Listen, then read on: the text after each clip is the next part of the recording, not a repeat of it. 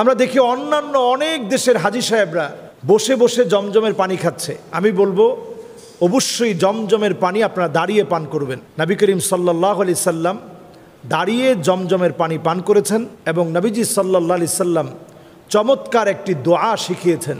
হতে পারে আপনি অনেক রোগাগ্রস্ত, ক্যান্সারে আক্রান্ত, আপনার লিভার সোরিয়াসিস হয়েছে, লিভারে চর্বি বেড়ে গিয়েছে, যে কোনো ধরনের রোগ শোক নিয়ে আপনি আল্লাহর ঘরে গিয়েছেন হজ করার জন্যে। আপনি তখন মন থেকে দিল থেকে ছোট্ট একটা দোয়া পড়ে আপনার অসুস্থতা থেকে আপনি মুক্তি লাভ করতে পারেন।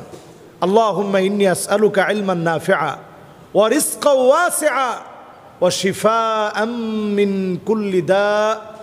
এই দোয়াটা আমরা পড়ে নেব। আল্লাহ আপনার কাছে উপকারী জ্ঞান চাই, প্রশস্ত রিজিক চাই, অসুস্থতা থেকে আপনার কাছে পানাহ চাই। যদি আরবিতে না পারি বাংলায় আমরা পড়ার চেষ্টা করব।